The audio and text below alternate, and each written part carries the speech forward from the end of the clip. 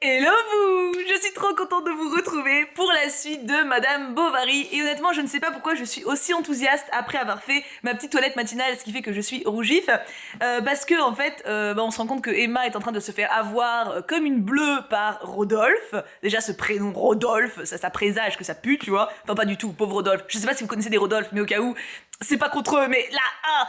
Et du coup voilà, j'ai le seum pour elle. Le dernier chapitre était très long, très dense et ma foi assez déprimant par sa trivialité.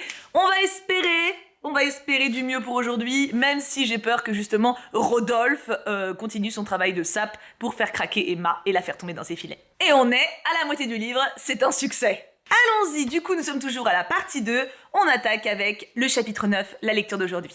6 semaines s'écoulèrent. Rodolphe ne revint pas. Un soir enfin, il parut. Il s'était dit le lendemain des comices « N'y retournons pas de sitôt, ce serait une faute. » Et au bout de la semaine, il était parti pour la chasse. Après la chasse, il avait songé qu'il était trop tard, puis il fit ce raisonnement. « Mais si du premier jour elle m'a aimé, elle doit, par l'impatience de me revoir, m'aimer davantage. Continuons donc. » Et il comprit que son calcul avait été bon lorsque, en entrant dans la salle, il aperçut Emma pâlir. Elle était seule, le jour tombait. Les petits rideaux de mousseline le long des vitres épaississaient le crépuscule, et la dorure du baromètre, sur qui frappait un rayon de soleil, étalait des feux dans la glace entre les découpures du polipier. Rodolphe resta debout, et à peine si Emma répondit à ses premières phrases de politesse. « Moi, dit-il, j'ai eu des affaires, j'ai été malade. »« Gravement » s'écria-t-elle. « Eh bien, fit Rodolphe en s'asseyant à ses côtés sur un tabouret. Non, c'est que je n'ai pas voulu revenir. »« Pourquoi ? Vous ne devinez pas ?» Il la regarda encore une fois, mais d'une façon si violente qu'elle baissa la tête en rougissant. Il reprit. « Emma. »« Monsieur !» fit-elle en s'écartant un peu. « Ah, vous voyez bien, répliqua-t-il d'une voix mélancolique, que j'avais raison de vouloir ne pas revenir. Car ce nom qui remplit mon âme et qui m'est échappé, vous me l'interdisez. Madame Bovary, tout le monde vous appelle comme cela. Ce n'est pas votre nom d'ailleurs, c'est le nom d'un autre. » Il répéta. « D'un autre !» Et il se cacha la figure entre les mains. « Oui, je pense à vous continuellement. Votre souvenir me désespère. Oh, pardon, je vous quitte. Adieu, j'irai loin, si loin que vous n'entendrez plus parler de moi. Et cependant, aujourd'hui, je ne sais quelle force encore m'a poussé vers vous. Car on ne lutte pas contre le ciel, on ne résiste point au sourire des anges, on se laisse entraîner par ce qui est beau, charmant, adorable. » C'était la première fois qu'Emma s'entendait dire ces choses, et son orgueil, comme quelqu'un qui se délasse dans une étuve, s'étirait mollement et tout entier à la chaleur de ce langage. « Mais si je ne suis pas venu, continua-t-il, si je n'ai pu vous voir, oh, du moins j'ai bien contemplé ce qui vous entoure. La nuit, toutes les nuits je me relevais, j'arrivais jusqu'ici, je regardais votre maison, le toit qui brillait sous la lune, les arbres du jardin qui se balançaient à votre fenêtre, et une petite lampe, une lueur qui brillait à travers les carreaux dans l'ombre. Oh, vous ne saviez guère qu'il y avait là, si près et si loin, un pauvre misérable. » Elle se tourna vers lui avec un sanglot. « Oh, vous êtes bon, dit-elle. Non, je vous aime, voilà tout. Vous n'en doutez pas, dites-le-moi, un mot, un seul mot. » Et Rodolphe, insensiblement, se laissa glisser du tabouret jusqu'à terre. Mais on entendit un bruit de sabots dans la cuisine et la porte de la salle. Il s'en aperçut, n'était pas fermée. « Que vous seriez charitable, poursuivit-il en se relevant, de satisfaire une fantaisie. C'était de visiter sa maison. Il désirait la connaître.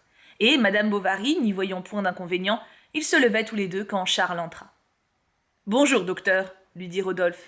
Le médecin, flatté de ce titre inattendu, se répandit en obséquiosité, et l'autre en profita pour se remettre un peu. « Madame m'entretenait, fit-il donc, de sa santé. » Charles l'interrompit. Il avait 1000 inquiétudes en effet. Les oppressions de sa femme recommençaient. Alors Rodolphe demanda si l'exercice du cheval ne serait pas bon. « Certes, excellent, parfait. Voilà une idée, tu devrais la suivre. » Et comme elle objectait qu'elle n'avait point de cheval, M. Rodolphe en offrit un. Elle refusa ses offres. Il n'insista pas. Puis, afin de motiver sa visite, il conta que son charretier, l'homme à la saignée, éprouvait toujours des étourdissements. « J'y passerai, dit Bovary. « Non, je vous l'enverrai, nous viendrons, ce sera plus commode pour vous. »« Ah, fort bien, je vous remercie. » Et dès qu'ils furent seuls, « Pourquoi n'acceptes-tu pas les propositions de M. Boulanger qui sont si gracieuses ?» Elle prit un air boudeur, chercha 1000 excuses et déclara finalement que cela peut-être semblerait drôle. « Ah, je m'en moque pas mal, dit Charles en faisant une pirouette. La santé avant tout, tu as tort. Et comment veux-tu que je monte à cheval puisque je n'ai pas d'Amazone ? Il faut en commander une, répondit-il. L'Amazone la décida. Quand le costume fut prêt, Charles écrivit à M. Boulanger que sa femme était à sa disposition et qu'il comptait sur sa complaisance. Le lendemain, à midi, Rodolphe arriva devant la porte de Charles avec 2 chevaux de maître. L'un portait des pompons roses aux oreilles et une selle de femme en peau de daim. Rodolphe avait mis de longues bottes molles, se disant que sans doute elle n'en avait jamais vu de pareilles. En effet, Emma fut charmée de sa tournure lorsqu'il apparut sur le palier avec son grand habit de velours et sa culotte de tricot blanc. Elle était prête. Elle l'attendait. Justin s'échappa de la pharmacie pour la voir et l'apothicaire aussi se dérangea. Il faisait à M. Boulanger des recommandations. « Un malheur arrive si vite, prenez garde, vos chevaux sont peut-être fougueux. » Elle entendit du bruit au-dessus de sa tête. C'était Félicité qui tambourinait contre les carreaux pour divertir la petite Berthe. L'enfant envoya de loin un baiser. Sa mère lui répondit d'un signe avec le pommeau de sa cravache. « Bonne promenade !» cria M. Homais. « De la prudence, surtout, de la prudence !» Et il agita son journal en les regardant s'éloigner. Dès qu'il sentit la terre, le cheval d'Emma prit le galop. Rodolphe galopait à côté d'elle. Par moments, ils échangeaient une parole. La figure un peu baissée, la main haute et le bras droit déployé, elle s'abandonnait à la cadence du mouvement qui la berçait sur la selle. Au bas de la côte, Rodolphe lâcha les rênes. Ils partirent ensemble d'un seul bond. Puis en haut, tout à coup, les chevaux s'arrêtèrent et son grand voile bleu retomba. On était au 1er jour d'octobre. Il y avait du brouillard sur la campagne. Des vapeurs s'allongeaient à l'horizon, entre le contour des collines et d'autres se déchirant, montaient et se perdaient. Quelquefois, dans un écartement des nuées, sous un rayon de soleil, on apercevait au loin les toits d'Yonville, avec les jardins au bord de l'eau, les cours, les murs et le clocher de l'église. Emma fermait à demi les paupières pour reconnaître sa maison, et jamais ce pauvre village où elle vivait ne lui avait semblé si petit. De la hauteur où ils étaient, toute la vallée paraissait un immense lac pâle, s'évaporant à l'air. Les massifs d'arbres de place en place saillissaient comme des rochers noirs, et les hautes lignes de peupliers qui dépassaient la brume figuraient des grèves que le vent remuait. À côté, sur la pelouse, entre les sapins, une lumière brune circulait dans l'atmosphère tiède. La terre, roussâtre comme de la poudre de tabac, amortissait le bruit des pas, et, du bout de leur fer, en marchant, les chevaux poussaient devant eux des pommes de pin tombées. Rodolphe et Emma suivirent ainsi la lisière du bois. Elle se détournait de temps à autre afin d'éviter son regard, et alors elle ne voyait que les troncs des sapins alignés, dont la succession continue l'étourdissait un peu. Les chevaux soufflaient, le cuir des selles craquait. Au moment où ils entrèrent dans la forêt, le soleil parut. « Dieu nous protège !» dit Rodolphe. « Vous croyez ?» fit-elle. « Avançons, avançons !» reprit-il. Il claquait de la langue, les 2 bêtes couraient. De longues fougères au bord du chemin se prenaient dans l'étrier d'Emma. Rodolphe, tout en allant, se penchait et il les retirait à mesure. D'autres fois, pour écarter les branches, il passait près d'elle, et Emma sentait son genou lui frôler la jambe. Le ciel était devenu bleu. Les feuilles ne remuaient pas. Il y avait de grands espaces pleins de bruyères tout en fleurs, et des nappes de violettes s'alternaient avec le fouillis des arbres, qui étaient gris, fauves ou dorés, selon la diversité des feuillages. Souvent, on entendait, sous les buissons, glisser un petit battement d'ailes ou bien le cri rauque et doux des corbeaux qui s'envolaient dans les chênes. Ils descendirent. Rodolphe attacha les chevaux. Elle allait devant sur la mousse entre les ornières. Mais sa robe trop longue l'embarrassait, bien qu'elle la portât relevée par la queue. Et Rodolphe, marchant derrière elle, contemplait entre ce drap noir et la bottine noire la délicatesse de son bas blanc qui lui semblait quelque chose de sa nudité. Elle s'arrêta. « Je suis fatiguée, dit-elle. « Allons, essayez encore, reprit-il. Du courage !» Puis, 100 pas plus loin, elle s'arrêta de nouveau. Et, à travers son voile qui de son chapeau d'homme descendait obliquement sur ses hanches, on distinguait son visage dans une transparence bleuâtre, comme si elle eût nagé sous des flots d'azur. « Où allons-nous donc ?» Il ne répondit rien. Elle respirait d'une façon saccadée. Rodolphe jetait les yeux autour de lui et il se mordait la moustache. Ils arrivèrent à un endroit plus large, où l'on avait abattu des baliveaux. Ils s'assirent sur un tronc d'arbre renversé, et Rodolphe se mit à lui parler, de son amour. Il ne l'effraya point d'abord par des compliments. Il fut calme, sérieux, mélancolique. Emma l'écoutait, la tête basse, et tout en remuant avec la pointe de son pied des copeaux par terre. Mais à cette phrase, « Est-ce que nos destinées maintenant ne sont pas communes ?»« Eh non, répondit-elle. Vous le savez bien, c'est impossible. » Elle se leva pour partir, il la saisit au poignet. Elle s'arrêta. Puis, l'ayant considéré quelques minutes d'un œil amoureux et tout humide, elle dit vivement « Ah, tenez, n'en parlons plus. Où sont les chevaux? Retournons. » Il eut un geste de colère et d'ennui. Elle répéta « Où sont les chevaux? Où sont les chevaux ?» Alors, souriant d'un sourire étrange et la prunelle fixe, les dents serrées, il s'avança en écartant les bras. Elle se recula tremblante, elle balbutiait. « Oh, vous me faites peur, vous me faites mal, partons !» « Puisqu'il le faut, » reprit-il en changeant de visage. Et il redevint aussitôt respectueux, caressant, timide. Elle lui donna son bras, ils s'en retournèrent, il disait « Qu'aviez-vous donc? Pourquoi? Je n'ai pas compris. Vous vous méprenez sans doute. Vous êtes dans mon âme comme une madone sur un piédestal à une place haute, solide et immaculée. Mais j'ai besoin de vous pour vivre. J'ai besoin de vos yeux, de votre voix, de votre pensée. Soyez mon amie, ma sœur, mon ange. » Et il allongeait son bras et lui en entourait la taille. Elle tâchait de se dégager mollement. Il la soutenait ainsi en marchant. Mais ils entendirent les 2 chevaux qui broutaient le feuillage. « Oh, encore !» dit Rodolphe. « Ne partons pas, restez !» Il l'entraîna plus loin autour d'un petit étang où des lentilles d'eau faisaient une verdure sur les ondes. Des nénuphars flétris se tenaient immobiles entre les joncs. Au bruit de leurs pas dans l'herbe, des grenouilles sautaient pour se cacher. « J'ai tort, disait-elle. « Je suis folle de vous entendre. »« Pourquoi ? Emma, Emma !»« Oh, Rodolphe !» fit lentement la jeune femme en se penchant sur son épaule. Le drap de sa robe s'accrochait au velours de l'habit. Elle renversa son cou blanc qui se gonflait d'un soupir. Et, défaillante, tout en pleurs, avec un long frémissement et se cachant la figure, elle s'abandonna. Les ombres du soir descendaient. Le soleil horizontal, passant entre les branches, lui éblouissait les yeux. Ça et là, tout autour d'elle, dans les feuilles ou par terre, des taches lumineuses tremblaient, comme si des colibris, en volant, eussent éparpillé leurs plumes. Le silence était partout. Quelque chose de doux semblait sortir des arbres. Elle sentait son cœur, dont les battements recommençaient, et le sang circulait dans sa chair comme un fleuve de lait. Alors elle entendit tout au loin, au-delà du bois, sur les autres collines, un cri vague et prolongé, une voix qui se traînait. Et elle l'écoutait silencieusement, se mêlant comme une musique aux dernières vibrations de ses nerfs émus. Rodolphe, le cigare aux dents, raccommodait avec son canif une des 2 brides cassées. Ils s'en revinrent à Yonville par le même chemin. Ils revirent sur la boue les traces de leurs chevaux côte à côte, et les mêmes buissons, les mêmes cailloux dans l'herbe. Rien autour d'eux n'avait changé, et pour elle cependant quelque chose était survenu de plus considérable que si les montagnes se fussent déplacées. Rodolphe de temps à autre se penchait et lui prenait sa main pour la baiser. Elle était charmante à cheval, droite avec sa taille mince, le genou plié sur la crinière de sa bête, et un peu colorée par le grand air dans la rougeur du soir.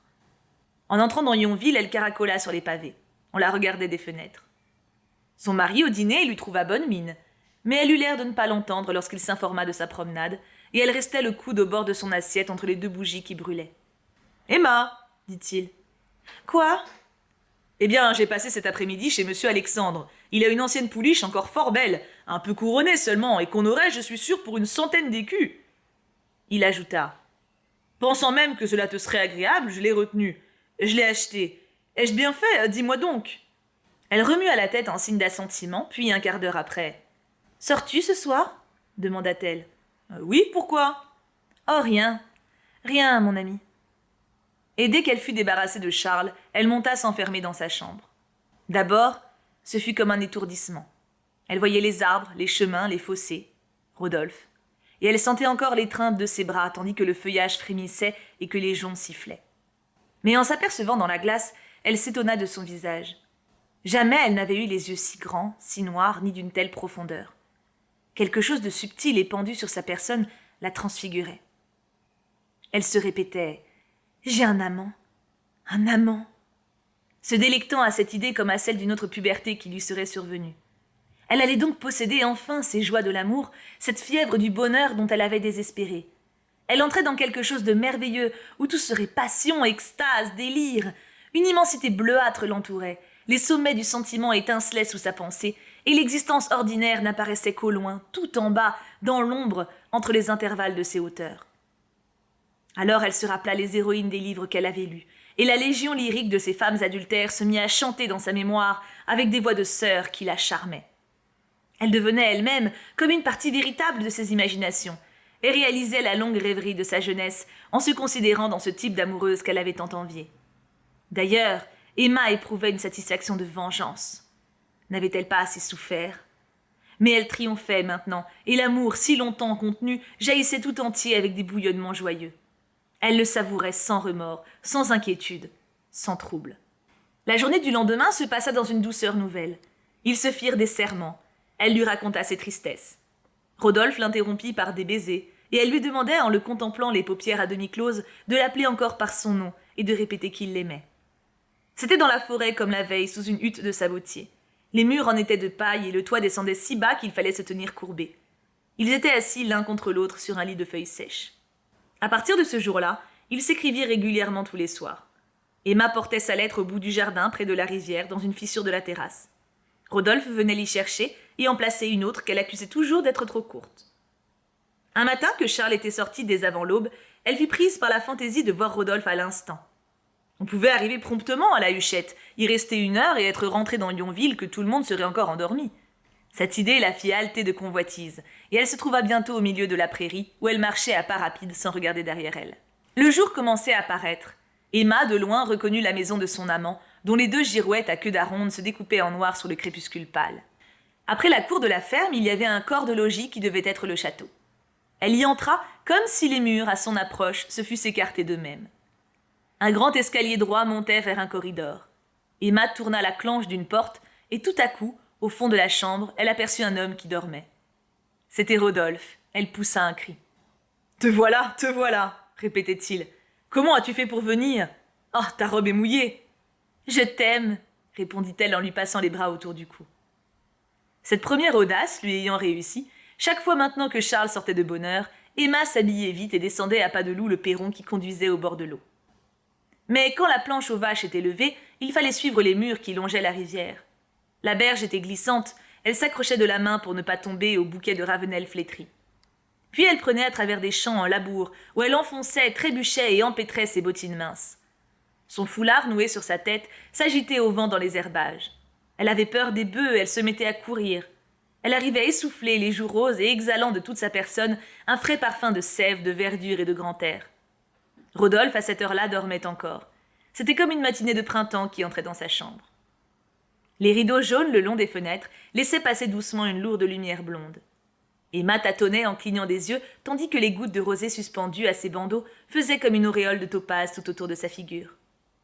Rodolphe, en riant, l'attirait à lui et il la prenait sur son cœur. Ensuite, elle examinait l'appartement. Elle ouvrait les tiroirs des meubles, elle se peignait avec son peigne et se regardait dans le miroir à barbe. Souvent même, elle mettait entre ses dents le tuyau d'une grosse pipe qui était sur la table de nuit, parmi des citrons et des morceaux de sucre près d'une carafe d'eau. Il leur fallait un bon quart d'heure pour les adieux. Alors Emma pleurait. Elle aurait voulu ne jamais abandonner Rodolphe.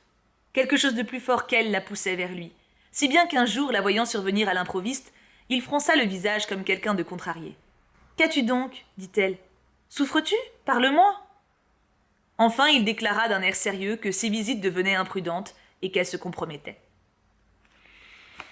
Ah, Bichette, bah dis donc, j'espérais qu'elle tienne plus que ça. Et on a une photo, du coup, qui illustre ce chapitre. Photo fort déplaisante à mon goût. Bon, bah elle a consommé, hein, et plus qu'il le faut, même mentalement, elle est toute dévouée à lui, ce qui n'est pas étonnant.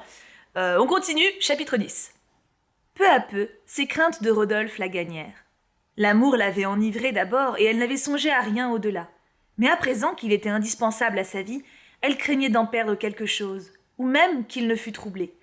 Quand elle s'en revenait de chez lui, elle jetait tout alentour des regards inquiets, épiant chaque forme qui passait à l'horizon et chaque lucarne du village d'où l'on pouvait l'apercevoir. Elle écoutait les pas, les cris, le bruit des charrues, et elle s'arrêtait plus blême et plus tremblante que les feuilles des peupliers qui se balançaient sur sa tête. Un matin qu'elle s'en retournait ainsi, elle crut distinguer tout à coup le long canon d'une carabine qui semblait la tenir en joue. Il dépassait obliquement le bord d'un petit tonneau à demi enfoui entre les herbes sur la marge d'un fossé. Emma, prête à défaillir de terreur, avança cependant, et un homme sortit du tonneau comme ces diables à boudin qui se dressent du fond des boîtes. Il avait des guêtres bouclées jusqu'aux genoux, sa casquette enfoncée jusqu'aux yeux, les lèvres grelottantes et le nez rouge. C'était le capitaine Binet, à l'affût des canards sauvages. « Ah, vous auriez dû parler de loin !» s'écria-t-il. « Quand on aperçoit un fusil, il faut toujours avertir !» Le percepteur parla tâchait de dissimuler la crainte qu'il venait d'avoir, car un arrêté préfectoral avait interdit la chasse au canard, autrement qu'en bateau. Monsieur Binet, malgré son respect pour les lois, se trouvait en contravention. Aussi croyait-il à chaque minute entendre arriver le garde champêtre. Mais cette inquiétude irritait son plaisir, et tout seul dans son tonneau, il s'applaudissait de son bonheur et de sa malice. À la vue d'Emma, il parut soulagé d'un grand poids, et aussitôt entamant la conversation. « Il fait pas chaud, hein, ça pique ?» Emma ne répondit rien. Il poursuivit. « Et vous voilà sortie de bien bonne heure !»« Oui, dit-elle en balbutiant. Je viens de chez la nourrice où est mon enfant. »« Ah, fort bien, fort bien.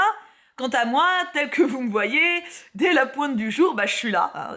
Mais le temps est si crassineux qu'à moins d'avoir la plume jusqu'au bout... »« Bonsoir, monsieur Binet, interrompit-elle en lui tournant les talons. Serviteur, madame, reprit-il d'un ton sec. Et il rentra dans son tonneau. Emma se repentit d'avoir quitté si brusquement le percepteur. Sans doute il allait faire des conjectures défavorables. L'histoire de la nourrice était la pire excuse, tout le monde sachant bien à Yonville que la petite Bovary depuis 1 an était revenue chez ses parents. D'ailleurs, personne n'habitait aux environs. Ce chemin ne conduisait qu'à la Huchette. Binet avait donc deviné d'où elle venait et il ne se tairait pas. Il bavarderait, c'était certain. Elle resta jusqu'au soir à se torturer l'esprit dans tous les projets de mensonges imaginables, et ayant sans cesse devant les yeux cette imbécile carnassière. Charles, après le dîner, la voyant soucieuse, voulut par distraction la conduire chez le pharmacien. Et la première personne qu'elle aperçut dans la pharmacie, ce fut encore lui, le percepteur. Il était debout devant le comptoir, éclairé par la lumière du bocal rouge, et il disait « Donnez-moi, je vous prie, une demi-once de vitriol. »« Justin !» cria l'apothicaire. « Apporte-nous l'acide sulfurique !»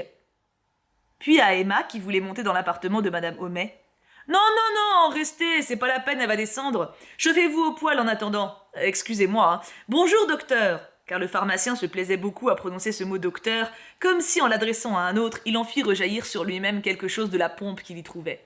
« Mais prends garde de renverser les mortiers. Va plutôt chercher les chaises de la petite salle, tu sais bien qu'on dérange pas les fauteuils du salon. » Et, pour remettre en place son fauteuil, Homais se précipitait hors du comptoir, quand Binet lui demanda une demi-once d'acide de sucre.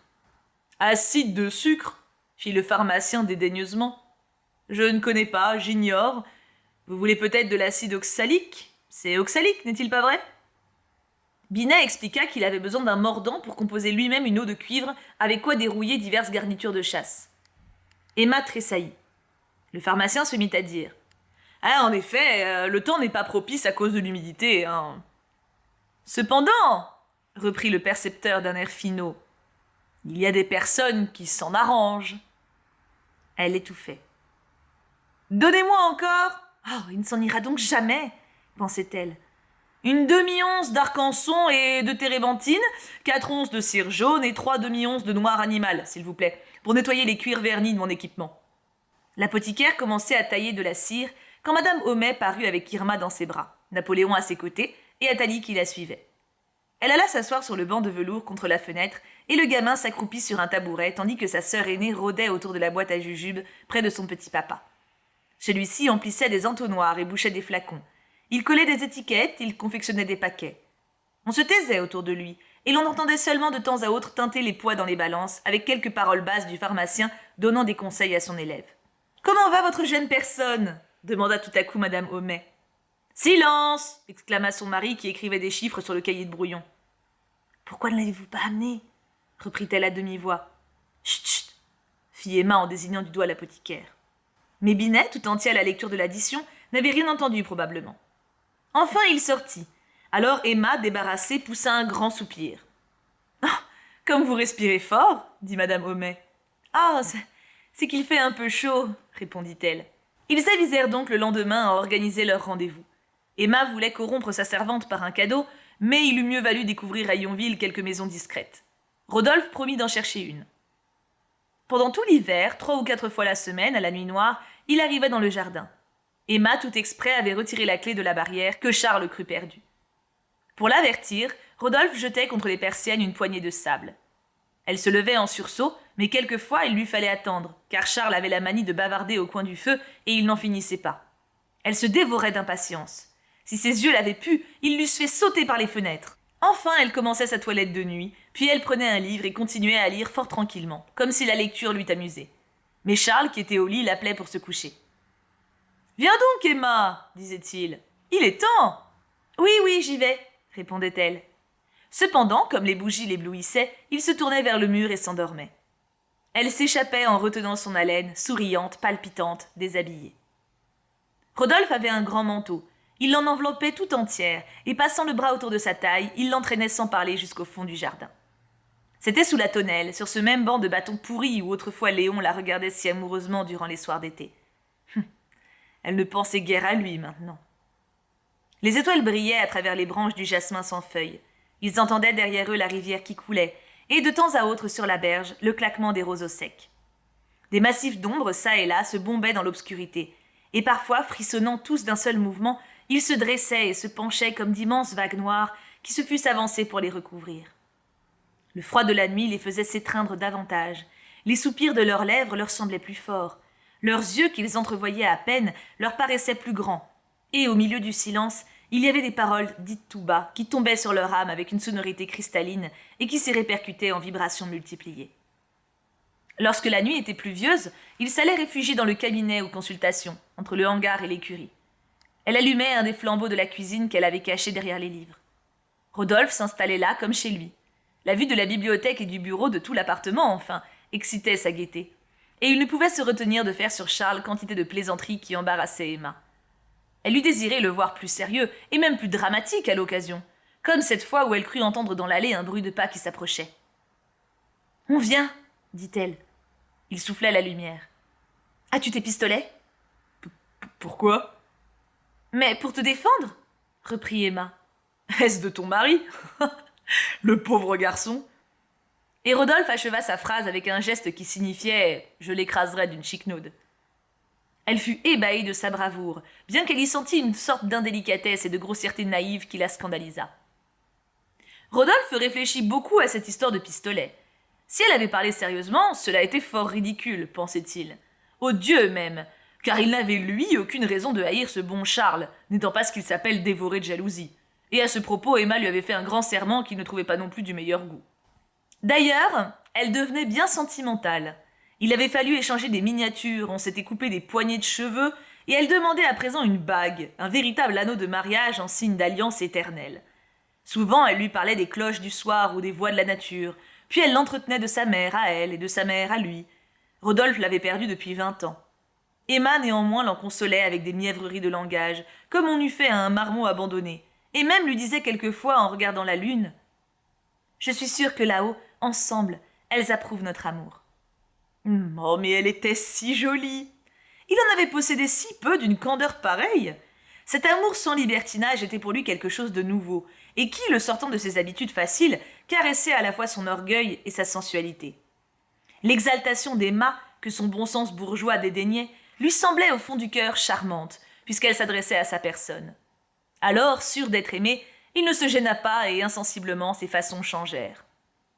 Il n'avait plus comme autrefois de ces mots si doux qui la faisaient pleurer, ni de ces véhémentes caresses qui la rendaient folle.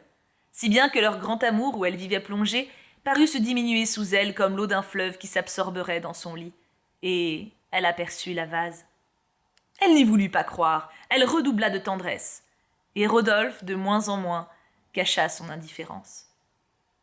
Elle ne savait pas si elle regrettait de lui avoir cédé ou si elle ne souhaitait point au contraire le chérir davantage.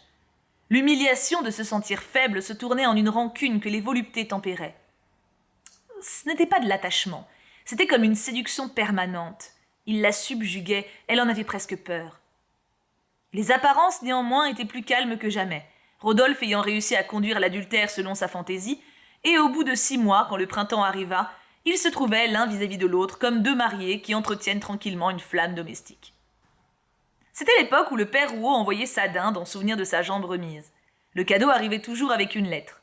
Emma coupa la corde qui la retenait au panier et lut les lignes suivantes. « Mes chers enfants, j'espère que la présente vous trouvera en bonne santé et que celui-là vaudra bien les autres, car il me semble un peu plus mollet, si j'ose dire, et plus massif. Mais la prochaine fois, par changement, je vous en donnerai un coq, à moins que vous ne teniez de préférence au picot. Et renvoyez-moi la bourriche, s'il vous plaît, avec les 2 anciennes. J'ai eu un malheur à ma charretterie dont la couverture, une nuit qu'il ventait fort, s'est envolée dans les arbres. La récolte non plus n'a pas été trop fameuse.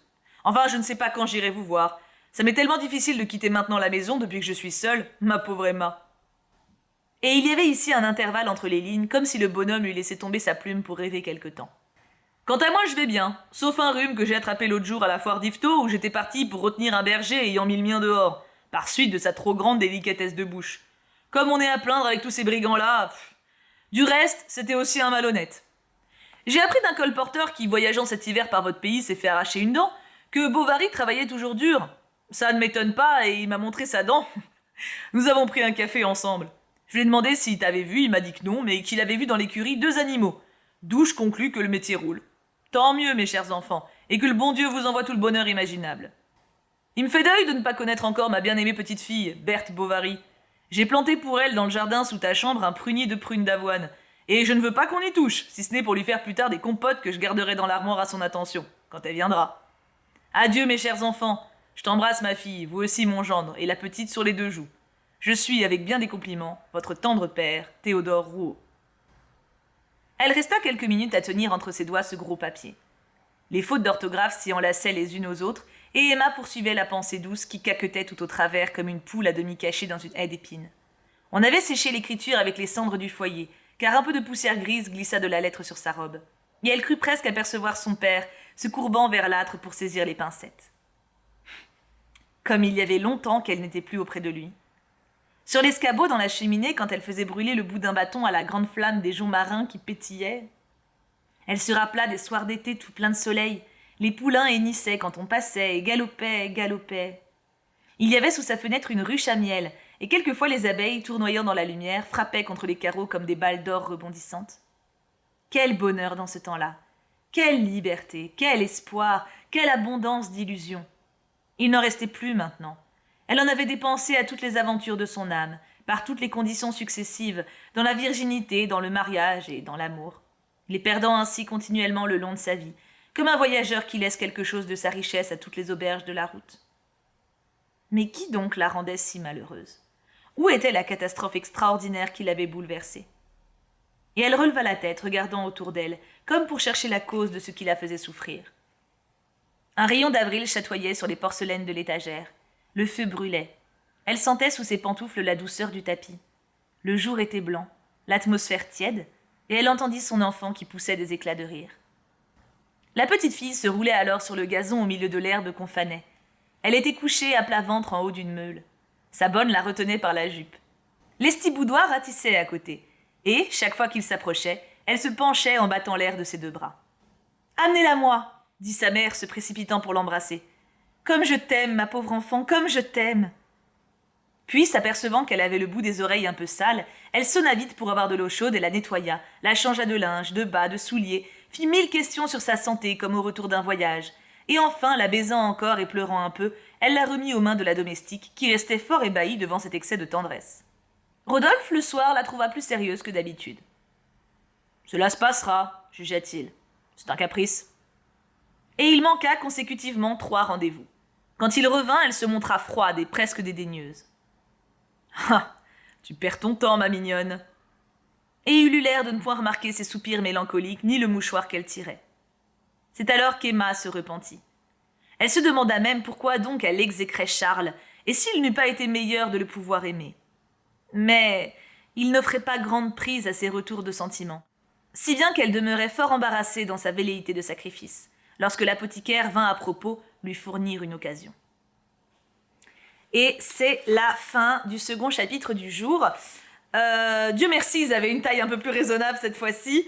Oh la vache, c'est ouf parce qu'en 2 chapitres, on a vraiment eu, je pensais que ça allait durer plus longtemps, on a vraiment eu l'aboutissement de l'histoire d'amour, de la passion, genre la consécration ultime, et en même temps, dans la lignée directe, la déception, quoi. Je suis toujours hyper touchée par Emma et hyper triste pour elle parce que elle cherche juste à être heureuse en fait.